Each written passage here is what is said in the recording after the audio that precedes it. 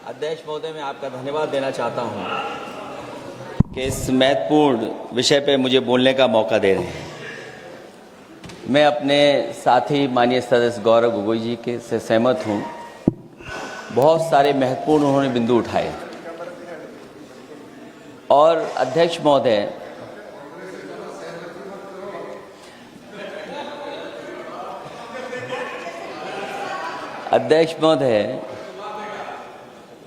मुझसे ज़्यादा मेरे रिश्ते शायद हमारे विपक्ष के लोग ज़्यादा जान रहे हैं और जितना विपक्ष के लोग नज़र रखेंगे मैं समझता हूँ उतना रिश्ते और मजबूत हो जाएंगे। अध्यक्ष महोदय, मैं आंदोलन को बहुत दूर से देख रहा था और उस आंदोलन में जो जीत के बाद नारा लगा, एक नारा लगा अध्यक्ष महोदय, सरकार के खिलाफ नारा लगा कि सरकार को ये अहंकार था कि सरकार झुकती नहीं है, लेकिन उन्हीं नई पीढ़ी के लोगों ने ये वो नारा दिया कि झुकाने वाला चाहिए, सरकार भी झुकती है और सरकारों को झुकाना भी नौजवानों को आता है। सरकार झुकी और स्वीकार किया उन्होंने। जो करोड़ों नौजवान जो मांग कर रहे थे कि सबसे पहले जो मंत्री जी हैं वो इस्तीफा दें, और बिंदु दूसरे अलग हैं जो हम लोगों को जानकारी में मिल रहा है। अध्यक्ष महोदय, सरकार हर विषय पे स्वीकार किया है, लेकिन पता नहीं अध्यक्ष महोदय ये बात समझ में नहीं आ रही है कि सदन में उन आश्वासनों को क्यों नहीं रख रही है सरकार, जो सहमति बनी है। और उसके बाद अध्यक्ष महोदय, हम लोगों ने देखा कि जब मंत्री जी लौटे हैं, मंत्री नहीं रहे, उसके बाद सदन के बाहर उनका स्वागत किया गया। अध्यक्ष महोदय, जो स्वागत हुआ उसके लिए हमें कोई शिकायत नहीं है, लेकिन माननीय सदस्यों को कितनी बड़ी राहत मिली होगी, कितने बड़े संकट से बचाया उन्होंने। एक प्रधान जी को हटा करके प्रधानमंत्री बचा लिया आपने। और ऐसा अध्यक्ष महोदय आंदोलन किसी ने नहीं देखा, जिस आंदोलन में नई पीढ़ी के लोग, कम उम्र के लोग निकल करके आ गए और जो नारे दिए गए। ये सरकार पिछले कई वर्षों से नकारात्मक प्रचार पर टिकी हुई थी, नकारात्मक राजनीति करती थी और न जाने कितने हजार करोड़ रुपए खर्च किए होंगे सरकार ने नकारात्मक राजनीति के लिए। लेकिन नई पीढ़ी को मैं बधाई देना चाहता हूं, उनके मनोबल को और उनकी एकता को, और जिस तरीके से उन्होंने प्रचार किया, अंततः सरकार को झुकना पड़ गया। भाजपा वचन नहीं देती, जुमला देती है। तो मुझे उम्मीद है कि सभी युवा नौजवानों का जो मांग की है उन्होंने, उन सभी मांगों को सरकार स्वीकार करेगी। और सरकार ये भी स्वीकार कर लिया होगा कि कोई दल मजाक में बना तो कितनी बड़ा दल बन गया। जो कोई चीज मजाक से शुरू हुई वो कितना सीरियस हो गई, और इतना सीरियस हुई कि हमारी सरकार लोकतांत्रिक हो गई कि जो उनको धरने पे बैठने दिया। सरकार लोकतांत्रिक थी कि उन्हें धरने पर बैठने दिया। हमने वो भी समय देखा है कि जहां पर धरने पर नहीं बैठने दिया, वर्षों वर्ष लोग बैठे रहे धरने पर, उनकी सुनी नहीं गई। इसी दिल्ली को घेरा था किसानों ने, और सरकार को लगा कि चुनाव आ गया तो सरकार ने तीनों काले कानून वापस ले लिए। जब सरकार घबरा जाती है, डर जाती है, तो सरकार स्वीकार कर लेती है। इसीलिए वो नारा मुझे अक्सर याद आता है कि झुकाने वाला चाहिए, सरकार भी झुकती है। जो विषय लाया गया है कि prevention of unlawful means act, सरकार को कम से कम ये बताना चाहिए था कि 2024 में जब ये लेकर के आए थे तो आज 2026 में कैसे पेपर लीक हो। और केवल गिनती के 1-2 पेपर लीक नहीं हुए हैं। ये ऐसा आंदोलन रहा जिसमें मां बाप और नई पीढ़ी के लोग सब जुड़ गए। अगर हम ये माने कि 20 लाख बच्चों ने परीक्षा लिखी थी और उनके घर परिवार के सदस्यों को हम उसमें जोड़ दें, दादा दादी, मां बाप और परिवार का कोई सदस्य, तो 5 लोग प्रभावित थे। और 5 गुना 20, 1 करोड़ लोग नाराज हुए सरकार से। और अक्सर हम पॉलिटिकल लोग हैं, हम लोग जानते हैं जब कभी आंदोलन करते हैं तो कितनी तैयारी करानी पड़ती है, गाड़ियों का इंतजाम, खाने का इंतजाम और इंतजाम। लेकिन ये पहला आंदोलन देखा कि जिसमें मां बाप भी जुड़ गए और कहा कि जाओ बच्चों आंदोलन करो, हम आपके साथ हैं। ये पहला आंदोलन ऐसा देखने को मिला है। और केवल दिल्ली में नहीं हुआ ये, केवल दिल्ली में नहीं हुआ ये। अगर ये बात गलत है, अगर ये बात अध्यक्ष महोदय गलत लग रही है, तो देश के होम मिनिस्टर साहब को ले आइए, वो सब एक्सप्लेन कर देंगे।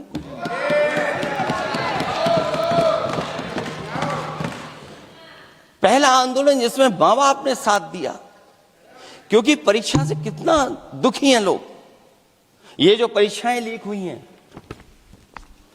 कई महीनों पहले ये किताब बना दी थी। और अध्यक्ष महोदय, जो लोग चढ़ावा चोरी नहीं बचा पाए, वो पेपर लीक कैसे बचा पाएंगे? जो भगवान के दरबार से दान गायब हो गया, दान चला गया, वो लोग पेपर लीक बचाएंगे? किस कानून को, जो कानून पहले बनाया उसी कानून का संशोधन करके लेकर आए? किसकी आंखों में आप धूल झोंक रहे हैं? और अगर कानून से बच रहा होता तो भाजपा की 10 साल की सरकार में 20 परीक्षाएं कैसे लीक हो गई?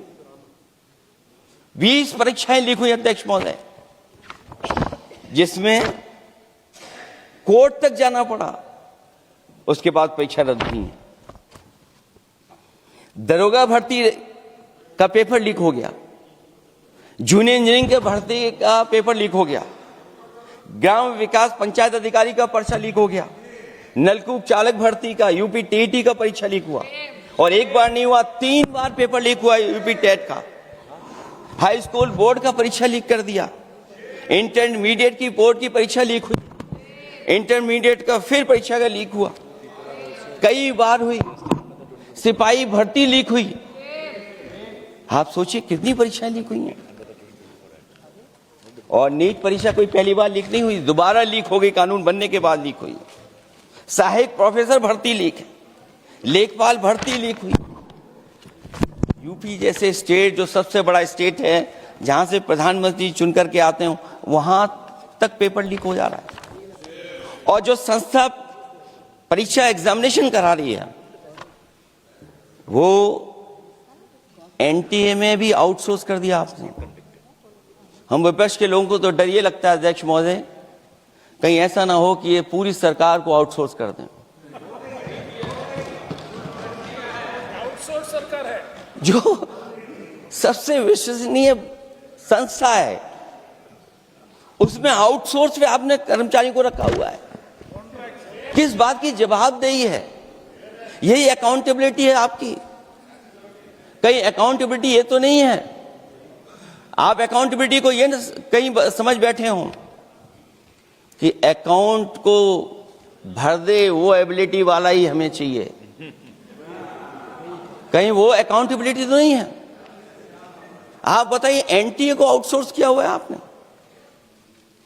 जिस संस्था की जिम्मेदारी है महत्वपूर्ण परीक्षा कराने की, उसमें सब आउटसोर्स।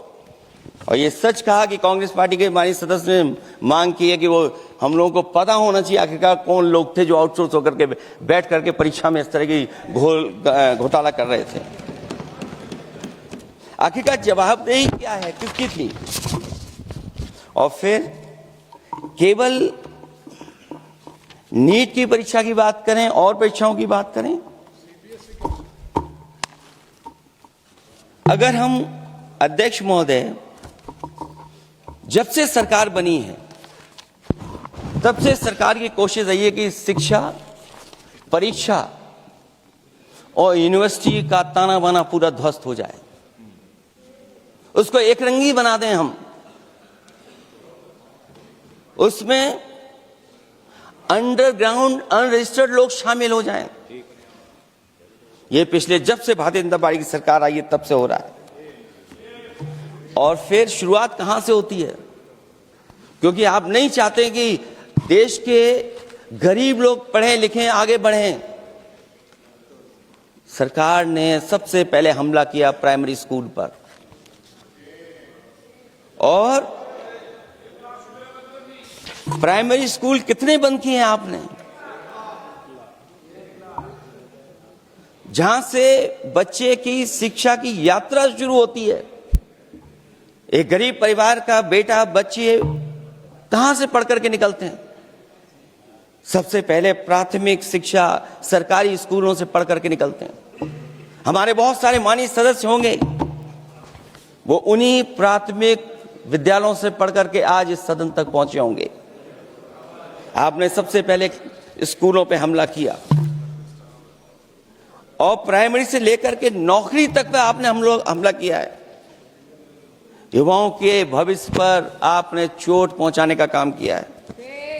और जो प्राइमरी स्कूल जो आपने बंद किए हैं, वो इसीलिए बंद किए हैं आपने कि पिछड़े, दलित और गरीब के वर्ग के परिवारों के बच्चे पढ़ लिख न जाएं। क्योंकि आज भी अगर हम देखते हैं प्राइमरी स्कूल में कौन पढ़ने जा रहा है? सबसे समाज के गरीब परिवार के बच्चे पढ़ करने जा रहे हैं। सबसे पहला हमला आपने वही किया, और इसीलिए किया क्योंकि नींव पर ही अगर हमला होगा तो ये आगे नहीं बढ़ पाएंगे। जो आंकड़े सरकार के बताए गए हैं, 1 लाख से ज्यादा सरकारी प्राइमरी स्कूल बंद कर दिए सरकार ने। और अगर ये बात गलत है तो हमें उम्मीद है सरकार इस पर भी जवाब देगी। और अगर हम आंकड़े निकालें तो जो आंकड़े दिखाई दे रहे हैं, यूपी में सबसे ज्यादा प्राइमरी स्कूल बंद हुए हैं। और ये सरकार के आंकड़े हैं कि 7 लाख से ऊपर विद्यालय थे जो अब 6 लाख रह गए हैं। और यूपी में तो सबसे ज्यादा बंद हुए हैं। उत्तर प्रदेश में 26,386 सरकारी प्राइमरी स्कूल बंद कर दिए सरकार ने। और केवल प्राइमरी स्कूल बंद नहीं किए हैं, नौकरी पे भी हमला किया है। 69,000 शिक्षक भर्ती को लेकर के बड़े पैमाने पर घोटाला किया गया। और घोटाला इतना बड़ा है कि वो सभी कोर्टों में गए हैं और पिछले कई वर्षों से आंदोलन कर रहे हैं। कोई स्थान नहीं बचा अध्यक्ष महोदय जहां पर वो शिक्षक भर्ती के लोग न गए हों। मंत्रियों के यहाँ गए, आंदोलन किया है, हाई कोर्ट गए, सुप्रीम कोर्ट गए। लेकिन देखिए सरकार भी कमाल की है कि सरकार उनको नौकरी नहीं देना चाहती। और इसलिए नौकरी नहीं देना चाहती है क्योंकि उन्होंने भर्ती गलत की है। और भर्ती में जिन लोगों का अधिकार छीना है वो सबसे ज्यादा पिछड़े और दलित परिवार के बेटे, जिनका अधिकार इस सरकार ने छीना है। और ये अगर बात नहीं ठीक है तो हमें उम्मीद है कि सरकार इसका भी जवाब देगी। माध्यमिक स्कूलों को भी बंद किया जा रहा है और बड़े पैमाने पे स्कूल बंद हुए हैं। और जो बोर्ड की परीक्षाएं लीक हुई हैं, पूरे देश में बड़े पैमाने पर बोर्ड परीक्षाओं के पेपर लीक किए गए हैं। अध्यक्ष महोदय, हम जानना चाहते हैं कि आखिरकार 10वीं और 12वीं के पेपर लीक क्यों हो रहे हैं? 10वीं और 12वीं के पेपर लीक क्यों हो रहे हैं?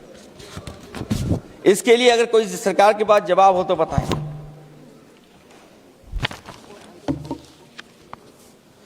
और जो बच्चियों ने जान दी है नीट की परीक्षा में, जब परीक्षा का पेपर लीक हो गया है, अध्यक्ष महोदय, मैं अपनी तरफ से, पार्टी की तरफ से और सभी की तरफ से उन्हें श्रद्धांजलि देता हूं। और हमें उम्मीद है कि सरकार उन बच्चों की मांग मानेगी जिन बच्चों ने ये शर्त रखी है कि उनके परिवार के लोगों को 1 करोड़ मुआवजा दिया जाए।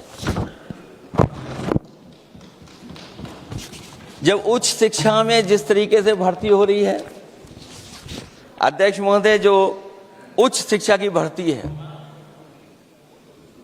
उसमें जो अपॉइंटमेंट हो रहे हैं उनके बारे में तो क्या चर्चा करें कि जब संस्था पे सबसे ऊपर बैठा व्यक्ति ही अन्याय करेगा तो पूरी संस्था में अन्याय होगा।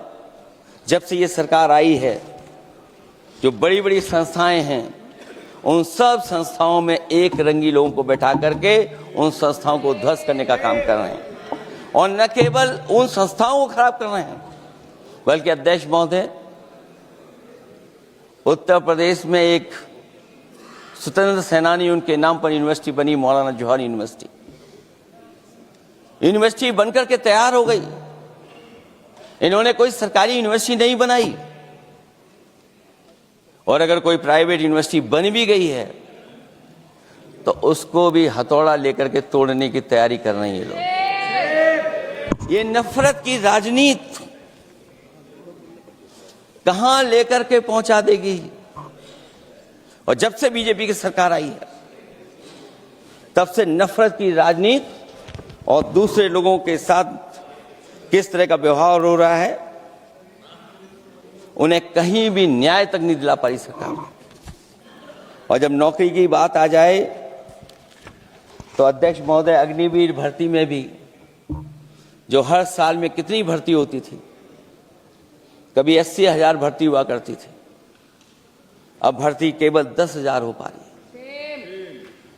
आखिरकार अध्यक्ष महोदय, सरकार नौजवानों की पढ़ाई और नौकरी पे हमला क्यों कर रही है और नौकरी पे हमला क्यों हो रहा है? जब आप ये कहते हैं कि हमारे नौजवान हमारी डेमोग्राफिक डिविडेंड बन करके आए हैं, कहीं यही नौजवान हमारी आपदा न बन जाए, इसके बारे में भी सरकार को सोचना चाहिए। और मैं ये जरूर कहना चाहता हूं कि अध्यक्ष महोदय, अगर शिक्षा अच्छी होगी, परीक्षा सच्ची होगी, तो तरक्की भी पक्की होगी। और ये तरक्की नहीं चाहते हैं, इसीलिए शिक्षा पर और परीक्षा पर हमला कर रहे हैं। मैं इन्हीं शब्दों के साथ अध्यक्ष महोदय आपका धन्यवाद देता हूं।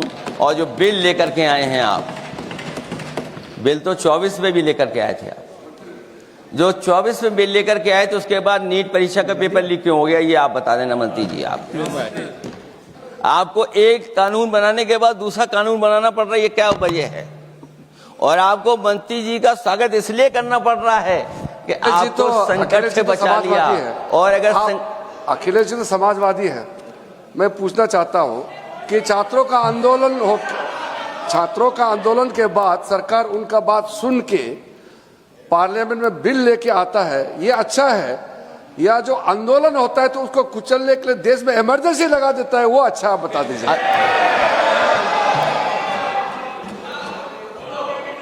अध्यक्ष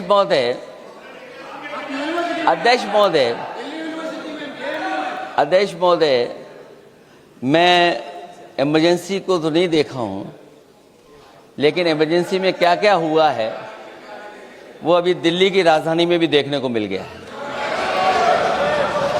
आंसू के गैस के गोले और लकड़ी में लगा हुआ कुछ कील का और कांटे की चीजें, उस समय करंट नहीं लगाया जाता था, इस बार करंट लगाया गया।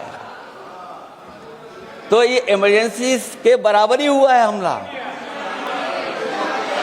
कम नहीं है। इमरजेंसी से कम अन्याय नहीं कर रहे हैं आप लोग। और याद करिए अध्यक्ष महोदय, अगर इमरजेंसी इन्हें याद आ गई है, अगर इमरजेंसी अध्यक्ष महोदय ने याद आ गई है, तो इमरजेंसी के बाद भी परिवर्तन हुआ था और हमें भरोसा है कि इसके बाद भी परिवर्तन होगा। और अध्यक्ष महोदय, मैं आखिरी में कहना चाहता हूं, कानून से नहीं, नियत साफ होगी तब नीट का परीक्षा साफ होगी। सवाल कानून का नहीं है, आपकी नियत साफ नहीं है। और जिस समय आपकी नियत साफ होगी तो परीक्षा भी साफ हो जाएगी। और हमारे साथी जो कुछ और बातें उठा रहे हैं, आज मौका नहीं है, लेकिन आपको भगवान भी माफ नहीं करेंगे, क्योंकि आप चढ़ावा चोरी में शामिल हुए हैं। और चढ़ावा ही नहीं, जो गुप्त दान था वो भी चोरी हुआ है, गुप्त दान। छोड़ो। और ये पाप की श्रेणी में नहीं आता है, महापाप की श्रेणी में आता है। Akhilesh ji bill pay. और अध्यक्ष महोदय, आखिरी में मैं इतना ही कहना चाहता हूं, शिक्षा की रक्षा के लिए जो आंदोलन हुआ है वो हमेशा आंदोलन जीतेंगे। बहुत बहुत धन्यवाद, बहुत बहुत आभार प्रकट करता हूं।